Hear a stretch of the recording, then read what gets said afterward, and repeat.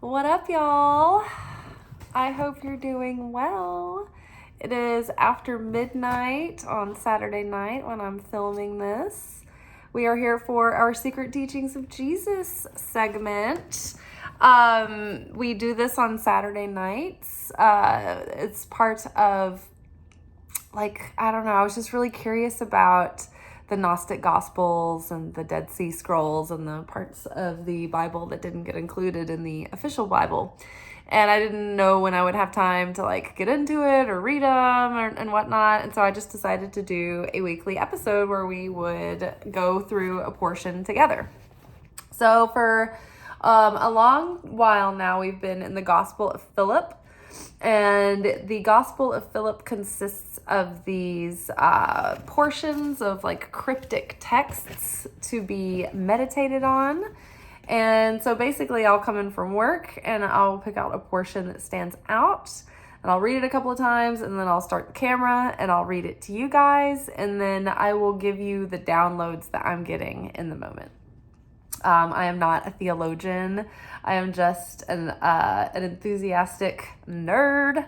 So we're just doing this for fun. When I first started this, people used to get pretty bent out of shape about, everything. But I think it was just a test from the universe because I don't care. I just keep doing whatever.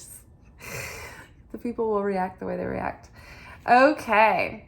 So you guys, I don't know if you know this, but yesterday was Orthodox Good Friday.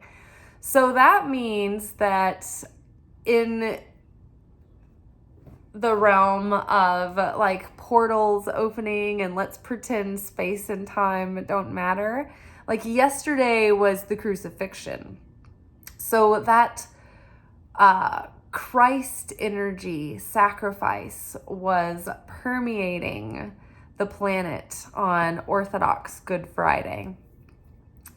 Today would be the day that Jesus, his body was in death, and he would have been in the underworld facing the opponent and overcoming the clutches of death. So we're in past midnight now on Saturday night. And so we are in the time of the Sunday growing. The energy of Sunday is building. And so we're approaching that moment of dawn. I don't know, what time Jesus would have stirred, but I know that Mary was there at the crack of dawn and the tomb was empty. So I bet you it was sometime maybe at first light, or probably some very significant time of morning. But that's when Jesus would have resurrected. And yeah, it's been really interesting. I've been doing Lent since February. I gave up sweets and desserts, and I'm tempted with them often, and I love them. And I'm really glad that I took it through all the way to Orthodox Easter, because Easter, whatever, vanilla Easter, happened way early. It happened in March. And so I was like, wow, I've hardly had time to get into the fast. I've hardly had time to really get into Lent. And so it wasn't until after first Easter happened that the real changes started happening within me, within just things that I was angry about, that I wanted to let go of, that were hard to let go of because there was pain and hurt attached to that anger, and there was resentment. And it was the kind of resentment that gets thrown in your face every day and it never goes away because it's always there. It's like the salt in the open wound. So just wrestling with it and really trying. And so it wasn't until I passed first Easter that it even started to take effect, the sacrifice, the fast. And what was amazing too is that not only did the inner changes start to shift and happen, but the outer pieces started moving and changing too. like the oppressive nature of the situation I was in changed. It resolved itself, which was great. And it was just like a weight was lifted. I felt and understood and knew the connection. I knew it was not a coincidence. It was absolutely divine. And so that was all really miraculous, and I really enjoyed that. Also, during this Lent, I got to start watching The Chosen, and which was even greater because it was just like really getting into the imagining what it might have been like for Jesus during his ministry. Because one of the reasons why I love the Gnostic Gospels is because this depicts sassy Jesus, sometimes salty Jesus. Tell it like it is Jesus. It's not the sentimental porcelain plate Jesus, that we get a lot. And so the show depicts Jesus as a Jesus that, gets tired and is like, am I on crazy pills? What's wrong with everyone else? Like he gets like a little bit real sometimes, which I love. And it shows that, it wasn't easy for him either, walking around, going, from town to town. Like, it was exhausting for him, and it was emotionally taxing. And he realized that he did not have ownership of houses and things like that, like the rest of his peers did growing up. So that was interesting to me. It was like, oh, seeing Jesus and his peers, like, that he grew up with. And what was profound to me in last night's episode, it was showing how, like, Jesus, it was when Jesus went back to his village, probably for the last time before he was crucified. He kind of knew that he was starting to piss off the Roman Empire, and a lot of the Jewish leadership were split about him, and they were feeling like he was a false prophet. And so he was in trouble a lot with people. And so he went home for Rosh Hashanah, and he was amidst his peers, and they were all kind of like teasing him, like, oh, you're bad at sports, Jesus. Like, they were having a big picnic before the big night sermon. And then they were like messing with him in front of their rabbi, their rabbi from Hebrew school growing up. And they were like, Rabbi, we know Jesus wasn't your favorite student, but do you think he could get the sermon? And I guess, like, it's so funny to think that, like, authority figures just didn't like Jesus at school. And I'm like, that's totally me. I was never in the wrong. I was never doing anything bad, but I just rubbed them the wrong way. And so Jesus gives this sermon, like, the rabbi's like, yeah, Jesus, we'd love to hear your perspective. And so Jesus proceeds to give the Rosh Hashanah sermon, which is like the most important sermon of the year. And he kind of like says some like bold stuff, and he's like hints around that he's the Messiah. And they're like, are you saying that you're the Messiah? Are you making this claim? Jesus, this is blasphemous, a punishable offense by death. Like, I didn't realize all of this. I didn't realize that Jesus was almost put to death, like, before he was crucified. I did not know this. I'm not a great Bible student. I've just grown up and around very religious and spiritual family and influences, and I'm a believer. I just never delved in to Bible study other than whatever they covered at church, right? So yeah, it's, it's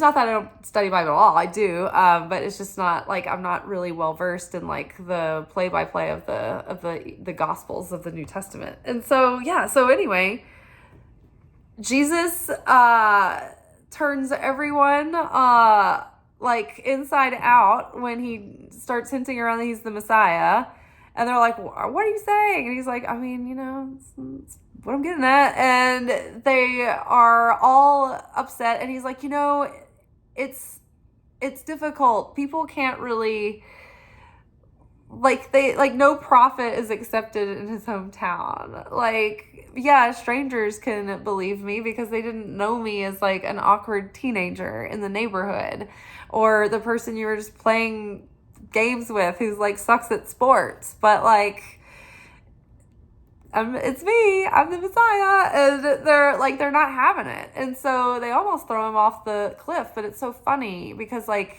just as like an intuitive and who's someone who people come to for advice, it's so funny because the people who are closest to me, like with my family, like they would probably be the people that were like, this is blasphemous. Well, they are the people that were like, this is blasphemous. I'm not saying I'm the Messiah. I'm just saying, like, when you give people insights and things, when they're really close to you, you're more likely to be blasphemed and named the heretic and driven from your village. And I didn't realize that Jesus has gone through that too. I thought I was just like out here, a lone pariah, just scorned. But it's not true. Jesus, it totally happened to Jesus. So I love that. Okay, and so, yeah, just watching that show is really like, I don't know, opened up a whole nother like dimension to Jesus for me. And I always like his more human side. I accept his divinity. I'm not like saying that. Like, I'm not one of those people that's like, well, I just believe Jesus was a person and that he was a really enlightened person. No, I'm like, I believe he's the Son of God and all that. But I like to, I don't know, for some reason, the part of him that's most helpful and like poignant to me is like his more human side that like struggled and like carried everything he had in his backpack and all that. And so I thought that was interesting. So the portion that we are covering today in the Gospel of Philip, which I also love Philip in the show The Chosen. He's like one of my favorite characters. I didn't know really the details about Philip either, but Philip, I guess, was buddies and co-preachers with John the Baptist, and they were part of a group together. Kind of like radical, forward thinkers, like paving the way for like Jesus's ministry. All right, so Philip, and like Jesus, when Philip came to join, Jesus was like, oh, this is great. Like, you're one of my most experienced disciples. Because I guess the other disciples weren't even like particularly religious or good at it. They were just a ragtag team of misfits. And that's what they were supposed to be. Because it was not about pedigree into the high priesthood. It was about inviting anyone into redemption, that it belonged to everyone and that anyone could master it if they had a heart that was open and a consciousness that was willing to have faith and believe. All right. So our portion today is called Slaves and the Free. In this world, slaves serve the free. In heaven's kingdom, the free will serve the slaves, and the attendants of the bridal chamber will serve the wedding guests. The attendants of the bridal chamber have only one name, and that is rest. When they are together, they need no other form, for they are in contemplation, perception. They are superior, ... among those in ... the glories of glories. Sorry, there's a couple of pieces here at the end that were like incomplete in the scrolls. There was damage, so sometimes there's just like a portion of the sentence and then it's ... and then it says another portion of sentence. So I'll read that again. Slaves and the free. In this world, slaves serve the free. In heaven's kingdom, the free will serve the slaves, and the attendants of the bridal chamber will serve the wedding guests. The attendants of the bridal chamber have only one name, and that is rest. When they are together, they need no other form, for they are in contemplation, ... perception, or perception is the last word of the sentence. So for they are in contemplation, perception. They are superior, among those in, the glory of glories. So in this world, slaves serve the free. And I think we're all familiar with that old chestnut, right? It's like the Matrix, man. It's every conspiracy theory. It's, oh, the shadow government, oh, corporation, oh, the man, oh, the patriarchy, oh, my parents, oh, my teachers, oh, my boss. Like, in this world, slaves serve the free. That is true on so many layers. Literally, we are in a pecking order of economic stature, I guess, in this world, where the people with less money have to work for the people with money, and we literally serve our purpose in a company in order to get money from the person who gives us that sustenance, right? That is a transactional, vital relationship that we have need of, that it is hard to escape. It's not that we can't, but some people, depending on where they are on the spectrum, feel that they are completely owned by their job, right? I can't leave my job. What will I do about insurance? I can't leave this company. What would they do without me? I can't leave this company. I don't know about what else lies out there for me. I'm uncertain, right? People, whatever kind of owns you or controls you or puts its thumb over you, that is what you're enslaved to. So in this world, slaves serve the free. Now, we literally have that system in our economy, but also within our consciousness here as well, because super confident people who are conscious usually take on leadership roles, even if it's unofficial or informal, even if you're just in a group of people where there's no pecking order. There are certain people in the group that have a certain kind of vibe and mindset and less hangups, and they just sort of float to the top. And then the lesser conscious people don't know why, but they're like, wow, this person has presence. This person has an energy that I feel I'm going to be not subservient to, but like passive, or like I will follow the lead of this energy or influence, right? So in this world, slaves serve the free. Whether you're free in your mind, and that's the biggest thing in this world. It's like when you're awakened and you're conscious and you're like, oh, I can see right through. It's like you're not even worried about the matrix that everyone's worried about, because you're like, oh, you're still caught up in the illusion, right? You know it's a nightmare that you're in, but you're still fighting with the nightmare, right? There are a level of an awakened population, of awakened people that realize that all this physical world is almost just like this simulation. It's almost like a video game presenting just the way that you need to navigate each level in order to elevate your soul to the next level. So that level of consciousness isn't worried about the matrix, because they know that if you're worried about the matrix, then you're still enslaved to the world of the material and the flesh. And you're still believing that this thing has control over you.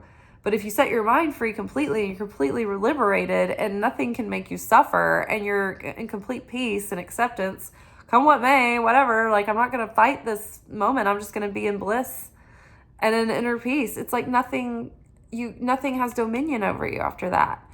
right? If you're not afraid of death and you don't believe that your consciousness goes anywhere after your flesh suit expires, then no one can hold anything over you in this life. What are they going to do? Kill you? Ooh, I'm really scared. What, I'm just going to go on for eternity and be, obviously we don't want to end our stay on this wonderful, lovely plane of existence before, we're ready. But also, if we're that awakened, we understand that we're not going to leave here 1 minute before it's time. Because as long as we have a purpose to serve on this planet, we have to be here. There's a need for us to be here. And so we will be protected. Things will work out in such a way. And when our day has come, that's it. No negotiation, probably. So that is very freeing, right? You don't have to worry about death anymore. If you are not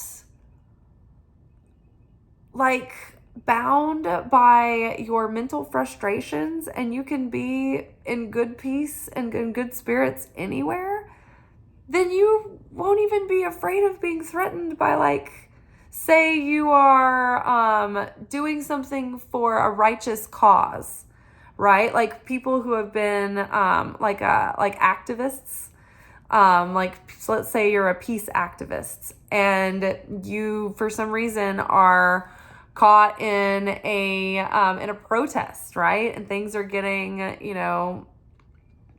hairy, right? And some peaceful protesters, have been taken to jail for different things, right?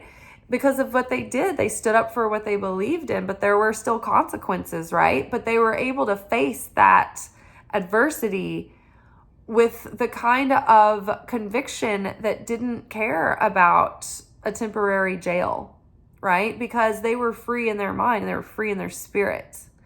So in this world, slaves serve the free. You're caught up in the matrix. You're serving the idea that the flesh is real, right?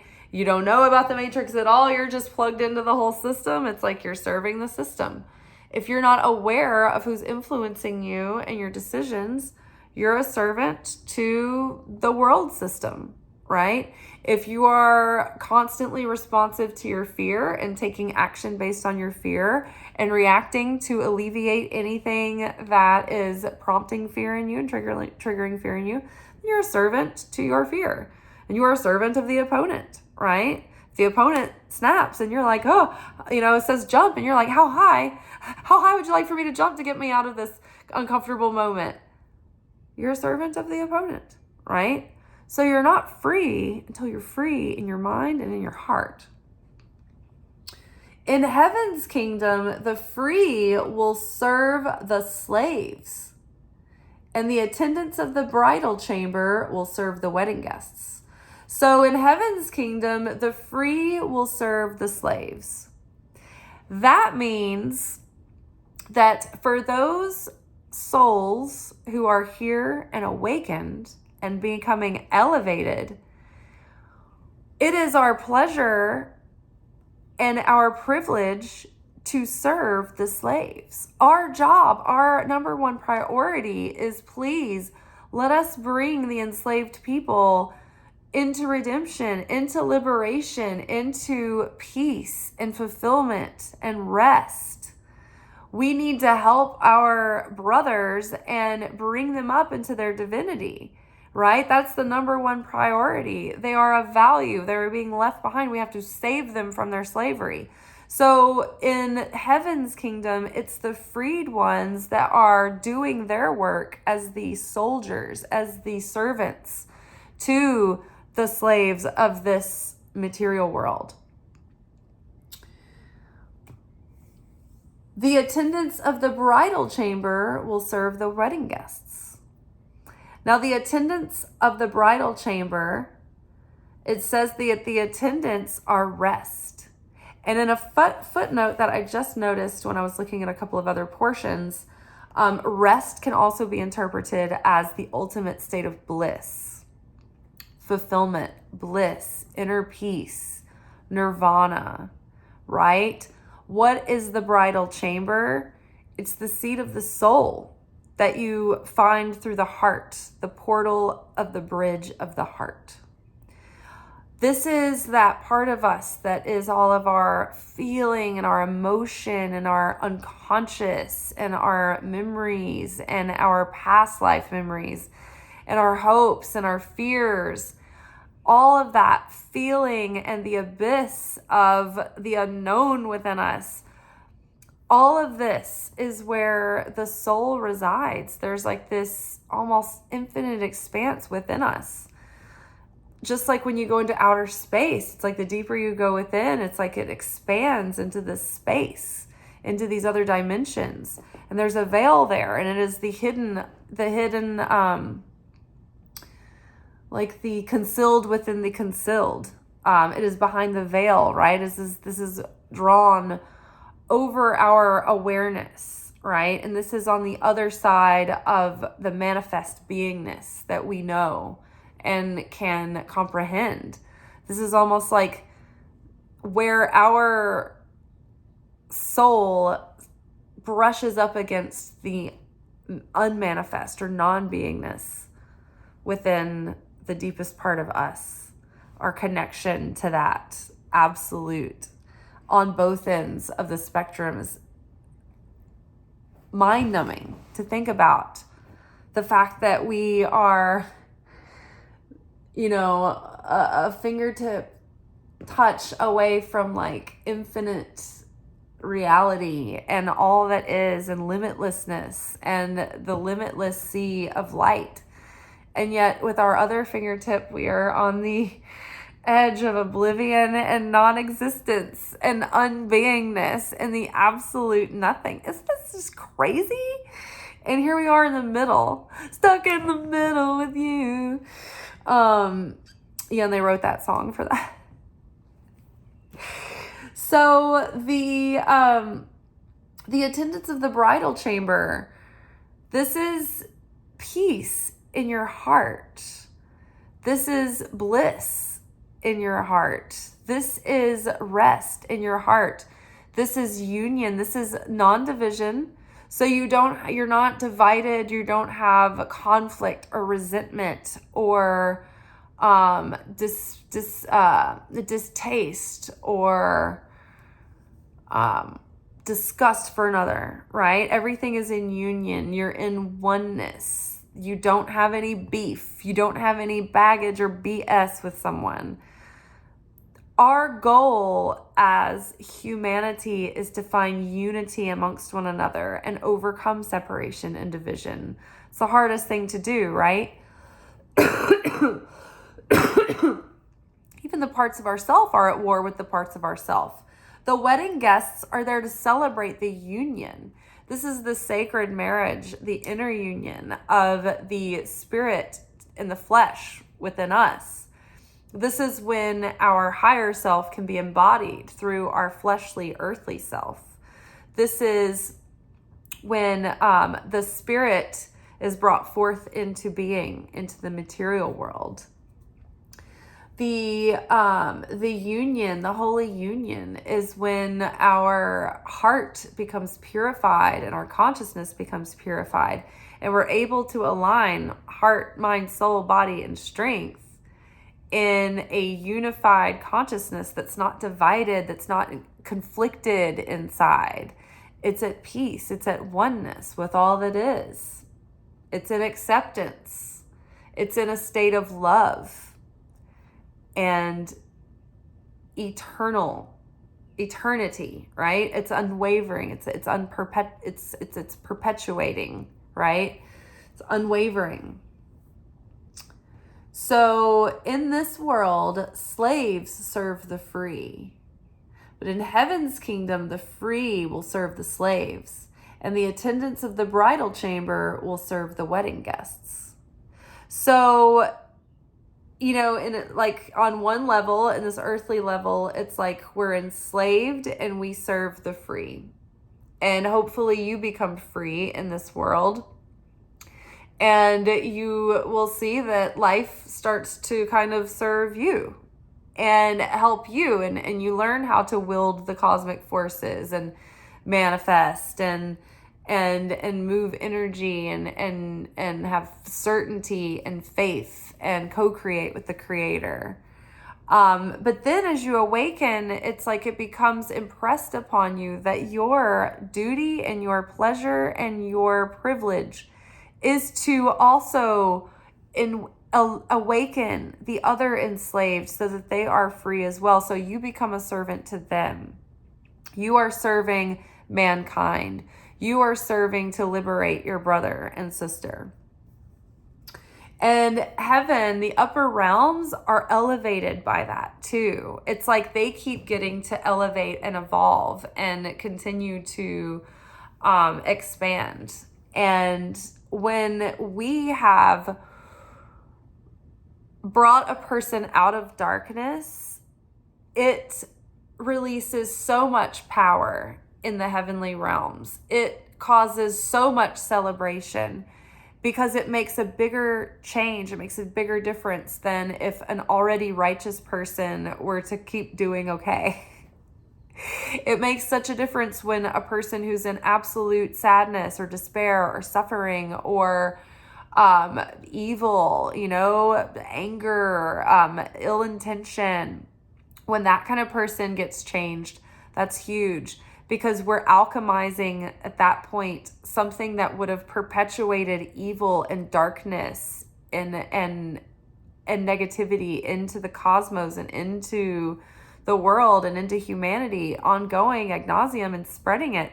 It has now been transmuted into something that is even more powerful, because it's usually that kind of individual that when they are saved, when they are redeemed, when they are set free from that oppressive feeling, they have such a perspective of the contrast between the two, more so than someone who hasn't been in dark places. They don't understand as much. They've just maintained a status quo. Doesn't diminish them. They're still good. But it's just that it's a bigger deal when darkness becomes light, because then you are actually tipping the scales. You're not maintaining the status quo. You are pushing the edge of humanity forward. You are expanding consciousness in reality. You are raising the vibration of the planet.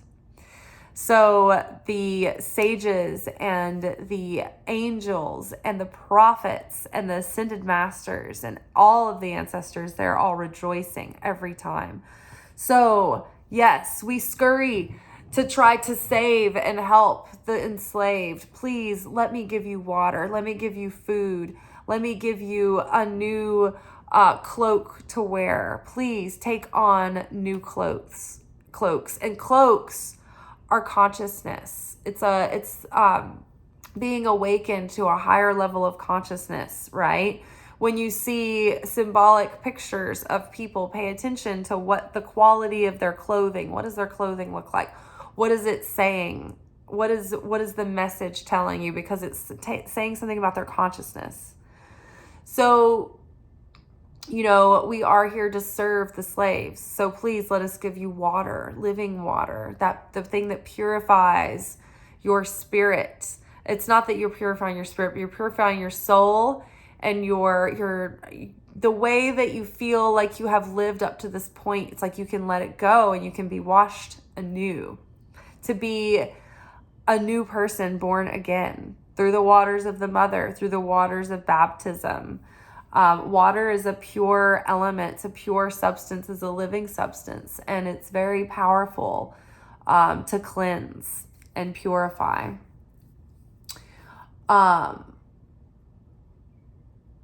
So the attendants of the bridal chamber will serve the wedding guests. So now even better, those who are in bliss and hearts that are in bliss, it's like the attendants of the wedding chamber, the bliss will serve the wedding guests. Now, who are the wedding guests? Who is bliss serving? Whose hearts are full of fulfillment? Who's living in a state of nirvana and bliss? The wedding guests. And what is it about wedding guests? What are they there for? They're there to witness the union of the divine masculine and the divine feminine and celebrate that union. And what do guests do? They hope for their own union when they're in the seats and they're celebrating this as, part of a unit, of a whole, of a family, of a tribe, of a community, right? So it's something, when the bride and the groom come together, it's something that affects everyone positively. It grows the community. It brings new life. It brings new hosts of hospitality. It brings new celebration. It expands the love, right? But the wedding guests are those who are awakened, who understand, there's a process happening here that I am a disciple of, that I'm a devotee of. And there is, there's a purification of consciousness happening inside. And there's a balancing of letting the ego die and letting the parts of my consciousness that were in vice become balanced and be made virtuous again.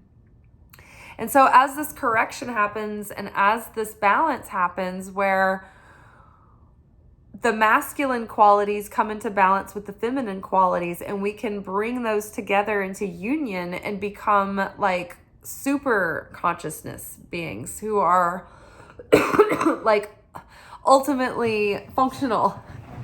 And then we can start revealing more of our potential and our understanding and our ability to have sovereignty and free will instead of being in constant reactive state in the flesh consciousness of, I want to pacify the body's desires. I want to reach for instant gratification. I want to solve this problem now because I'm uncomfortable, but I can't let it play out. I can't trust that the right solution will come.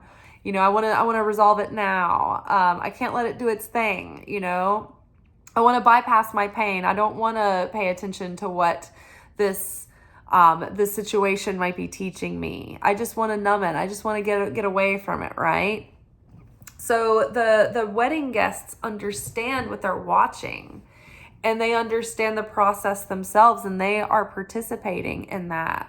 And so, bringing that divine masculine, those qualities, it's like, this is our ability to share with the world and take action and have the courage of our convictions and to provide and protect and to defend and to have logic and reason and a sense of duty and responsibility.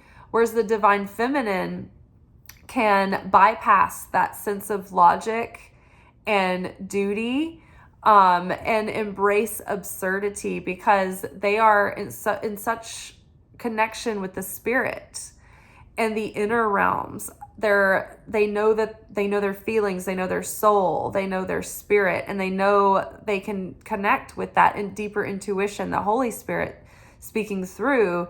And the divine feminine can trust the absurd that asks a person to believe beyond logic and reason, but be able to do something that doesn't make sense in the moment, and trust and have faith in that, and be childlike about it, and be playful. The feminine is nurturing. The feminine is a place of peace and rest and acceptance and receiving. The feminine is joyous and playful and free and spontaneous and exciting and mysterious and unknowable in many ways. And so in those ways, we can combine our ability to connect deeply with spirit, to be led and be intuitive and be nurturing, and at the same time be strong and be able to take action and also have reason and logic. And it's like a beautiful balance of both.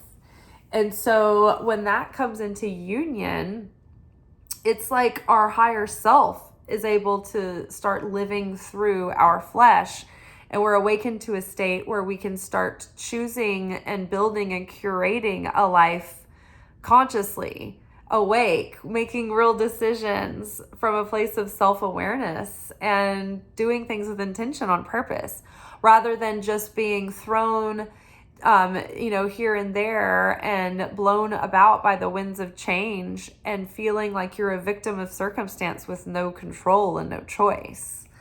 So the attendants of the bridal chamber will serve the wedding guests. So bliss will come over the heart and soul of those who are aware of the divine process that's happening and participate in that, right? They're there for the wedding. The attendants of the bridal chamber have only one name, and that is rest. Now, I love that. The attendants of the bridal chamber have one purpose and one purpose alone, and their name, that is their name, and that is rest, to bring rest. So attending the bridal chamber is like taking on the yoke of attending to your heart, like inviting the Christ consciousness into your heart to awaken, to redeem, to set you free, to heal you, to forgive you from the past. It's like it brings that ultimate state of bliss, of rest, of like, oh, everything's in its right place now. And if we haven't, it's like this gnawing or this like empty void, this space that is continuously like hungry for something. And that's why we reach for all of this external validation, external gratification, permission, substances, things that make us feel gratification in the moment. You know, we're looking for that fulfillment. We're looking to connect with the light, but what we're not seeing is that we're reaching for the vessels instead of understanding that it's the light within these vessels that we're reaching for. And so when we understand how to bypass the vessel and go into the bridal chamber and attend to the bridal chamber, and that's what allows the light to come in. It's like when you pull back the curtains, like imagine the bridal chamber is this beautiful room that the bride is preparing herself for the wedding in, right? What do you imagine the attendants would be doing? They'd be cleaning, they'd be dusting, they'd be opening the windows and the curtains and letting the light in.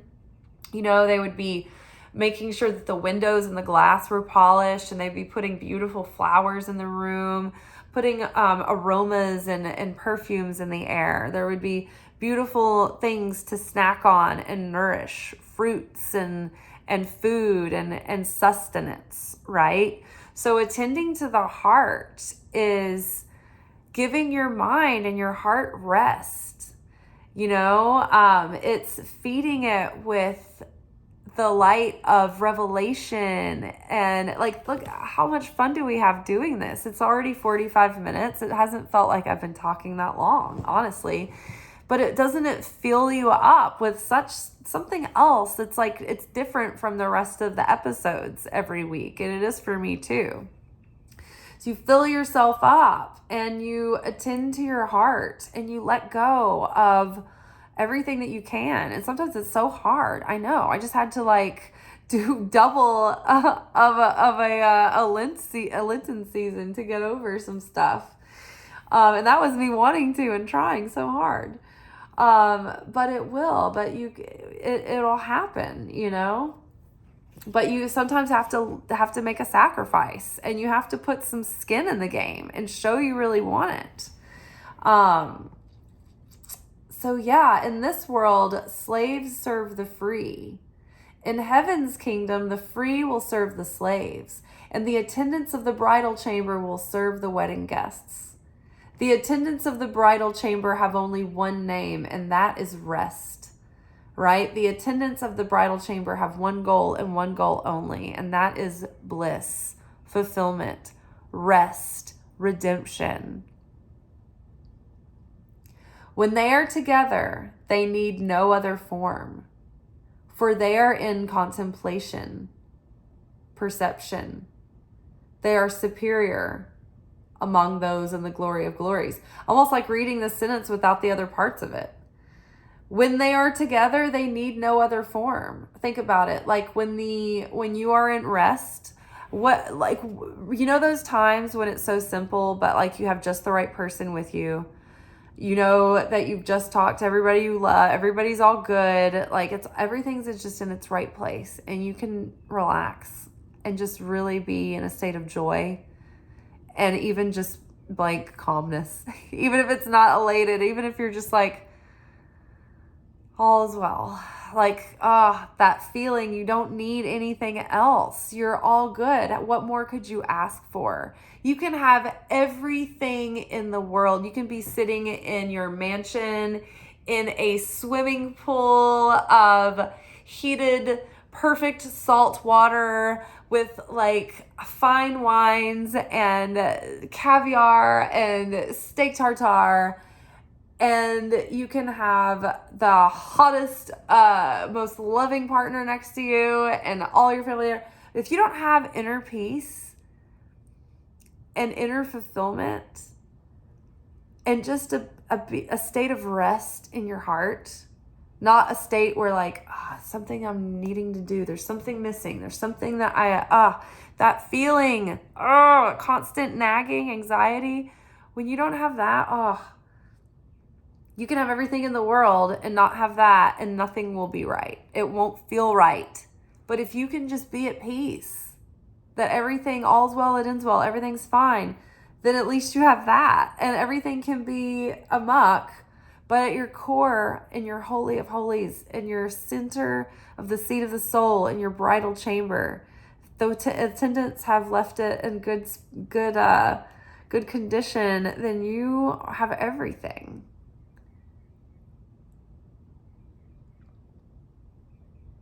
They are superior among those in the glory of glories.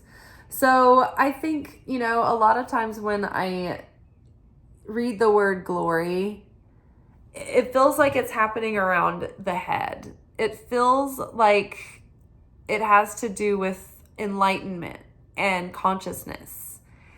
And I think it's even to me, I'm reading this as saying, or at least for us to, this is our little message through this, is that to have peace in your heart and fulfillment in your heart is worth even more than enlightenment.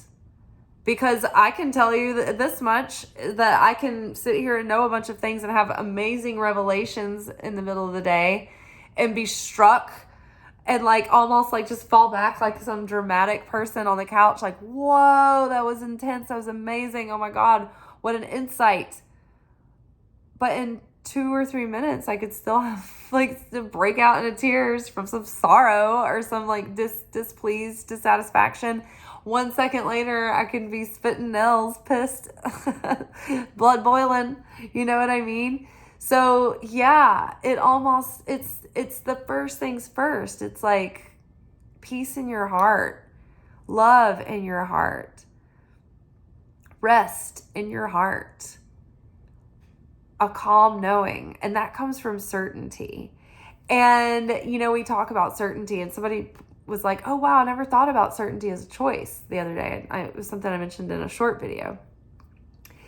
And certainty is like, it's like the word emunah. Emunah is a Hebrew word for a level of faith that is faith beyond reason, right? That's that divine feminine faith, that willingness to be absurd. Certainty is almost even sturdier than faith beyond reason. Certainty is knowing with such an awareness that the Creator is literally within every atom, every particle, everything, everywhere. And if I don't let my fear or my reaction or even my excitement get the better of me in any given situation, and I just know with peace The creator can work in any situation, and that the creator really is at work in any situation. And so the faster I get to acceptance and peace, the smoother and the more harmonious and the more supported things are going to play out. Like, even if the opponent is trying to thwart me and block me, if I hold on to my certainty in the creator, that the creator can turn any moment around and use any plot to foil me, to actually exalt me, then my enemies will be turned upside down and their plans will only serve to elevate me, right? It's like if you have ever been in a layover situation at the airport, and if you stay in good spirits and you make the best of it, then you're probably going to have a good time at the airport. You might get an upgrade. You might get some like pleasant surprises, and things might go faster than you think. But if you get in a panic and really discouraged, then it's almost like, well, the flight keeps getting delayed. And oh my gosh, they're out of the sandwich that you wanted. And it just like the simulation keeps turning against you until you realize that it's trying to serve you in order to free you from the enslavement of your irritation. So if you can just transcend, you're unstoppable. You're an unbeatable force, right? You're a powerhouse. So that is even better than the glory of glories, right? It's better than, having like all of the revelation in your mind come to fruition. You're at peace inside, so that's even better. All right, let's read this portion one more time and then we're out. Slaves and the free. In this world, slaves serve the free. In heaven's kingdom, the free will serve the slaves, and the attendants of the bridal chamber will serve the wedding guests. The attendants of the bridal chamber have only one name, and that is rest. When they are together, they need no other form, for they are in contemplation. Perception. They're in contemplation, ... perception. They are superior, among those in, the glory of glories. And that is all for tonight. I bid you adieu. Happy Easter. Happy Orthodox Easter. I will be eating cake for breakfast because everyone in the whole world came to the restaurant tonight with cakes, and they left them left over. And one of the chefs was like, Liz, you should take the leftover cakes home and eat them all. And I was like, I will. So I've got a slice of like some kind of chocolate peanut butter cake, and I've got a slice of strawberry cake. That's going to be my breakfast with coffee. All right, y'all. Ciao.